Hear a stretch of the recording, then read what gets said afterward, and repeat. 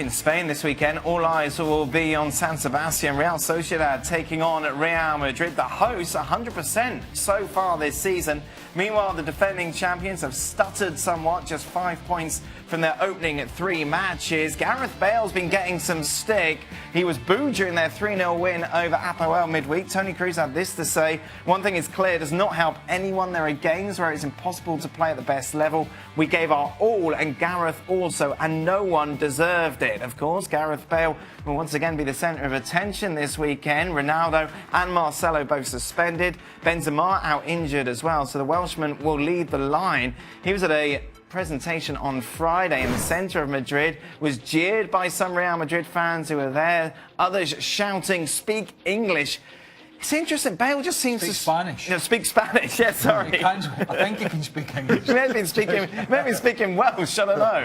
But you look at it and he just seems to have struggled to win over the Real Madrid fans, hasn't he? Well, I think it's been up and down. I mean, he's seen this movie before, and I'm thinking back to a time where Ronaldo in particular was gesticulating about Bale not passing to him and not doing the right thing, and portion of the Bernabeu crowd got on his back then.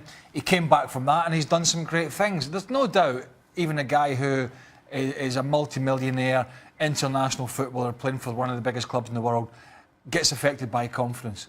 And I think this guy's affected by confidence at the moment. He had a period out last year with injury. Yep. He's coming back from that. And in the meantime, Isco's played brilliantly and a young Asensio's came through. That's added to the pressure as well. It's interesting. You think this gets in his head, this sort of criticism? I think eventually it will. I think he's kind of used to it. He's been there, seen that, done that.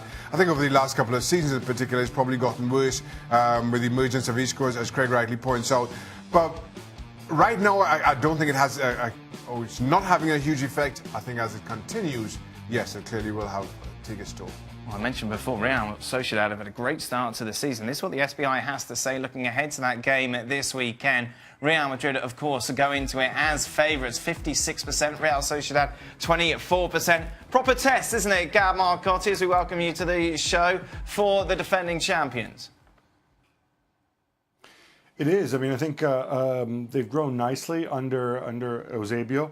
Still a lot of turnover in the summer. Obviously, Yuri Berchish going on to Paris Saint-Germain, but they've got some special young talent. Obviously, Odriozola is the guy who stands out there, and a wise old head in the middle of the park, always a threat, especially from dead balls in Xavi Prieto. So I think they line up well, and it's a good time to play Real Madrid with the absences, as you mentioned.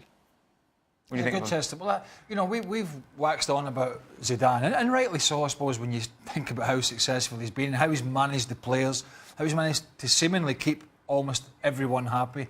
I know there was some talk about James Rodriguez and one or two others over the period, but in general, there's been good news coming out in Madrid. This is his, I won't say his first big test, but it is a big test of his management, how he copes with this, how his team copes with it, what changes he makes, and how he cajoles them through this period where it was actually Barcelona where the team expected to get off to a bad start, and it's actually the European champions. Like a couple of stumbles so far early this season, which I certainly didn't anticipate.